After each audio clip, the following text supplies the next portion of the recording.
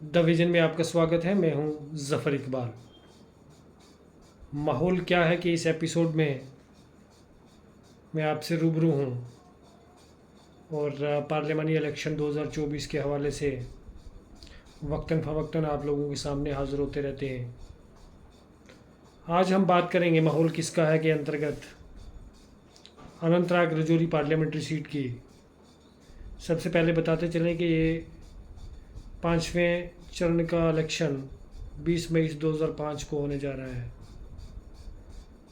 और इसमें बारामूला सीट पे वोटिंग होनी है। कल आज आखिरी दिन था। कल सुबह वोटिंग होनी है। तो जैसा कि आज हमारी दिन में बारामूला में बात हुई, 4 बड़ी पार्टियां या 4 बड़ी शख्सियत बारामूला में आमने सामने हैं। नेशनल कॉन्फ्रेंस की तरफ से उमर अब्दुल्ला, पीडीपी की तरफ से फयाज़ अहमद मीर जो कि एक्स राज्यसभा मेंबर भी रहे हैं, और वहीं इंजीनियर रशीद एआईपी की तरफ से इंजीनियर रशीद खुद मैदान में हैं और पीसी की तरफ से सज्जाद गनी लोन भी खुद मैदान में हैं। जम्मू कश्मीर में बिलखसूस बारामूला एक ऐसी सीट बन गई है कि जो बिल्कुल हॉट सीट और जहाँ पे 4 बड़े नेता या 4 बड़ी पार्टियाँ बिल्कुल आमने सामने हैं। वहीं अगर पीसी की बात करें तो पीसी के साथ अपनी पार्टी और बीजेपी की सपोर्ट भी है।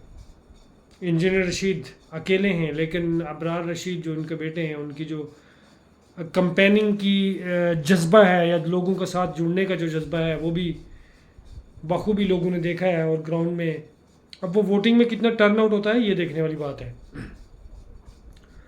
लेकिन अभी मौजूदा सूरत हाल में चारों लीडरान अपने शबाब पे हैं, अपनी कंपेन के शबाब पे थे और सबका माहौल बराबर बनाया हुआ। वहाँ कहना मुश्किल होता है कि नंबर 1 या नंबर 2 पे कौन रहने वाला है। पीडीपी की अगर बात करें तो महबूबा मुफ्ती एक आयरन लेडी की तरह ग्राउंड में डटी हुई हैं, जबकि 2019 के बाद पीडीपी का पूरा कैडर ही तकरीबन ध्वस्त हो गया था। लेकिन ये काबिल दाद बात है कि 2019 से बाद महबूबा मुफ्ती जी वोकल भी रही हैं और ग्राउंड में लोगों के साथ भी रही हैं। तो अब बात करते हैं अनंतनाग रजौरी पार्लियामेंट्री सीट पे, जिसमें कि 25 मई को छठे चरण में चुनाव होने हैं और ये आखिरी सीट जम्मू कश्मीर की जिस पे अभी चुनाव बाकी हैं। सबसे बड़ी बात यह कि क्या वोटिंग डिले का जो फेवर है या वोटिंग डिले का जो फ़ायदा है वो किस पार्टी को जाएगा। क्या यहाँ पे पीडीपी या अपनी पार्टी या फिर एनसी उस चीज़ को कैश करने में कामयाब रहेगी। आज 19 मई से अगर मई की अगर बात करें तो कल 18 को सुप्रीम कोर्ट में भी एनसी का एक बहुत बड़ा जलसा मुनक्किद हुआ। आज मेंढर में भी एक बहुत बड़ी जलसा हुआ और बिलखसूस 2 इजला जो रजौरी और पुंछ हैं, इनकी बात करें माहौल क्या है के अंतर्गत आपको बताएं कि आज का जो हमारा सुपर हॉट टॉपिक है कि क्या पहाड़ी वोट 2 पार्टियों में बट गया है या बटेगा, और अगर वो 2 पार्टियों में बटता है तो फ़ायदा और नुकसान किसका होता है। देखो, तीनों पार्टियां पीडीपी, एनसीओ और अपनी पार्टी पहाड़ियों को साधने में पीछे नहीं है। अपनी पार्टी तो कहती है पहाड़ियों को बचाना है, अपनी पार्टी को लाना है, और वहीं पीडीपी पहाड़ी तबका या पहाड़ी लीडरशिप या पहाड़ी एक्टिविस्ट तकरीबन सबका रुख एक तरफा था पीडीपी की तरफ। इलेक्शन डिले होने के बाद जो इलेक्शन की तारीख नज़दीक आती है और जो माहौल बदलता दिखाई दे रहा है, अगर अनंतनाग और कुलगाम या शोपियां की सीट के बारे में बात करें तो वहाँ के रुझान, वहाँ के लोग, जैसा जितना हजूम पीडीपी की जलसे में होता है उतना ही हजूम एनसी के जलसे में भी होता है, उतना ही हजूम अपनी पार्टी के जलसे में भी होता है। अब वो वक्त ही बताएगा कि इस हजूम को वोट में कन्वर्ट करने में कौन सी पार्टी कामयाब रहती है। लेकिन 10,39,000 प्लस वोट अनंतनाग, कुलगाम और शोपियां में हैं और 7 लाख कुछ वोट राजौरी और पुंछ में हैं। लेकिन सबसे बड़ी गहमा गहमी या सबसे बड़ी चुनौती जो है वो तीनों पार्टियों के लिए वो पुंछ और राजौरी में दिखती है, जहाँ के तीनों पार्टियाँ पहाड़ी वोट को साधने में कोई कसर छोड़ नहीं रही हैं। तो अब पहाड़ी वोटर किस ओर जा रहा है?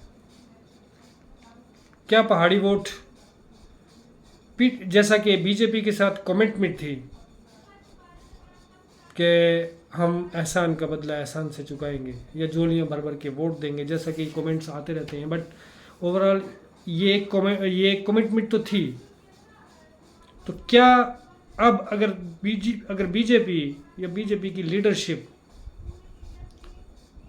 वो अपनी पार्टी को सपोर्ट करती है तो क्या ये टर्नआउट, क्या ये वोटर्स वहाँ में कन्वर्ट करने में अपनी पार्टी कामयाब होगी, बीजेपी कामयाब होगी अपनी पार्टी के फेवर में वोट कन्वर्ट करने में? या फिर पहाड़ी तबका जैसे कह रहे थे कि हम आज़ाद हैं, हम कहीं भी जा सकते हैं, या फिर वो वहाँ जाने में, अपनी मर्ज़ी पे जाने में कामयाब रहेंगे? लेकिन जहाँ तक बीजेपी लीडरशिप की बात है तो ग्राउंड में बीजेपी की लीडरशिप अब ग्राउंड में उतर चुकी है और अपने पूरे दमखम से उतरी है। और बिलखसूस इसका अंदाज़ा आप लगा सकते हैं कि मैंडर सुनकोट में जो मीटिंग्स हुई हैं, पुंछ में मीटिंग्स हुई हैं, राजौरी में मीटिंग्स हुई हैं, तो उन मीटिंग्स में और उन इजलास में लोगों ने बढ़ चढ़ कर हिस्सा लिया। लेकिन अगर ये वोट कन्वर्ट करने में नाकाम रहती है बीजेपी, कहीं ना कहीं बीजेपी का भी अस्तित्व यहाँ पे वो दाव पे ही सही लेकिन ज़रूर है, क्योंकि बीजेपी को भी ये साबित करना है कि हमने जो फैसला किया है वो लोगों के हक में किया है। हालांकि गुज्जर तबके की अगर जहाँ तक बात की जाए तो गुज्जर तबके में पहाड़ियों के प्रति कोई रोष की कोई बात नहीं है। जब तक एसटी नहीं मिली तब तक तो आपस में इल्ज़ामात, आपस में रस्साकशी, आपस में जलसा जुलूस चलते रहे, लेकिन गुजरों का अपना हिस्सा इंटैक्ट रहा, पहाड़ियों को उनका हक मिला, तो वो खलश या वो चीज़ें सारी वहाँ पे ख़त्म हो गई। लेकिन ग्राउंड पे आज भी कहीं ना कहीं वो चीज़ देखने को मिलती है और उस चीज़ का खमियाजा बिलखसूस पुंछ राजौरी भुगत भी रहा और भुगतेगा भी। लेकिन इस इलेक्शन में अब चूंकि 5-6 दिन का वक्त बाकी है और गुज्जर वोट की अगर जहाँ तक बात करें तो कहीं ना कहीं वो अगर अपनी पार्टी का है या पीडीपी का है तो वो कहीं ना कहीं अपनी जगह पे इंटैक्ट है। अब जो मार्जिनलाइज वोट है, जो विनिंग फैक्टर है, वो पुंछ और राजौरी में बिलखसूस पहाड़ी वोटर जो है वो विनिंग फैक्टर है। अब अगर पीडीपी को जीतना है तो उनको विनिंग फैक्टर को अपने फेवर में करना होगा। वहीं अपनी पार्टी पूरी अपनी दमखम से, पूरे ज़ोर शोर से लगी है कि वो भी इस पहाड़ी वोटर को लगभग, जो कि 4 लाख से ज़ायद वोट पहाड़ी वोट है इस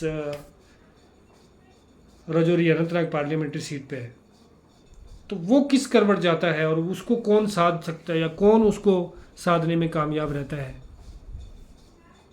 लेकिन आज एज एन 19 मई 2024 की अगर बात करें तो पुंछ राजौरी में जो एनसी का अपना वोट है वो एनसी अपने वोट को इंटैक्ट रखने में कामयाब रही है, जहाँ तक ग्राउंड लेवल पे देखने को मिल रहा है। वहीं अगर पीडीपी की बात करें तो पीडीपी की भी मेन जो लीडरशिप थी 2019 के बाद वो भी यहाँ पे ध्वस्त हो गई थी। रजौरी पुंछ में जुल्फ़िकार साहब चले गए थे, कमर साहब, ये सारे यहाँ से छोड़कर पार्टी को चले गए थे। पीडीपी की अगर बात करें पुंछ रजौरी में, तो जितना मजबूत कैडर पीडीपी का मैंडर में है, मैंडर कंस्टिट्यूंसी में है, या कालाकोट के कुछ एरिया में देखने को मिलता है। जैसे या यूथ लीडर है माजिद शाह हैं, बड़ी मेहनत कर रहे हैं, ग्राउंड में एक्टिव भी हैं, लोगों से मिलते हैं। वहीं मैंडर में नदीम खान है, मारूफ खान है, तो अच्छा खासा कैडर ये इंटैक्ट रखने में कामयाब रहे हैं। लेकिन सुरनकोट, पुंछ और थन्ना मंडी, रजौरी खास या नौशहरा में क्या पीडीपी का वो कैडर मौजूद है, या पीडीपी वो अपने वोट को इंटैक्ट कर पाएगी? और उससे भी बड़ी बात कि जब इलेक्शन का बिगुल बजा और जब वोट नॉमिनेशन की डेट ख़त्म हो गई, उसके बाद जो पहाड़ी तबका की अनाउंसमेंट, जो पहाड़ी तबका का मूव टुवर्ड्स पीडीपी था, वो पीडीपी को कहीं ना कहीं फ़ायदा दे रहा था। लेकिन आज जिस तरह से बीजेपी ने कमान संभाली है, जिस तरह से बीजेपी ने ग्राउंड लेवल पे जाके अपने वोटर्स को इंटैक्ट करने में या अपने वोटर्स को इकट्ठा करने में जुटी है, उस लिहाज से ये सबसे बड़ी बात देखने में है कि पहाड़ी तबका क्या दो हिस्सों में बटेगा, या फिर वो एकजुटता से होकर किसी एक पार्टी के साथ जाकर उसे जीत दिलवाने में कामयाब रहेगा। अब ये वक्त ही बताएगा, बट मौजूदा सूरत हाल में लगता ये है कि एनसी अपने वोट को इंटैक्ट रखने में कामयाब रही है यहाँ आज तक, और पहाड़ी तबका कहीं ना कहीं दो पार्टियों में बटने की कगार पे है। अब वो अल्टीमेटली जाता है या नहीं जाता है, ये तो 25 तारीख को ही पता लगेगा। लेकिन कहीं ना कहीं जो गहमा गहमी है या जो खिंचाव है, जैसा कि भारतीय जनता पार्टी भी ग्राउंड में लोगों के बीच में है, अपनी पार्टी के लीडरान भी लोगों के बीच में है, वहीं पीडीपी के लीडरान भी लोगों के बीच में मौजूद हैं। और जिन लोगों ने पीडीपी का दामन थामा है, या जो लोगों ने पीडीपी के साथ कमिटमेंट की है, तो क्या बीजेपी उन लोगों को वापस लाने में कामयाब रहेगी? ये एक बहुत बड़ा चैलेंज मुझे लगता है बीजेपी के सामने है। अब ये सारी चीज़ें 25 मई को ही देखने को मिलेंगी, और 4 जून को इसका फैसला हो जाएगा कि आखिर कहाँ पे कमी रही, किसने कितनी मेहनत करनी थी और नहीं कर पाए। और फिर आपसे मुलाकात हम करेंगे अगले प्रोग्राम में। आज के लिए हम इतना ही। इस हमारे माहौल किसका है का जो मकसद है कि आप लोगों को अवगत कराया जाए कि किसका माहौल चल रहा है और कौन सी पार्टी कहाँ पे है। तो आज की डेट में अगर पुंछ रजौरी की बात की जाए तो पुंछ रजौरी में कहीं ना कहीं एनसी का माहौल मुस्बत दिखाई देता हुआ दिख रहा है, और जो ये कशमकश अपनी पार्टी और पीडीपी के वोटर्स के बीच में है, क्योंकि वो पार्टी तो अपने स्टैंड पर कायम है, लेकिन वोटर्स के बीच में एक अच्छी खासी कशमकश ज़रूर है ग्राउंड में। अब उस कशमकश का क्या हल होता है ये देखने वाली बात है।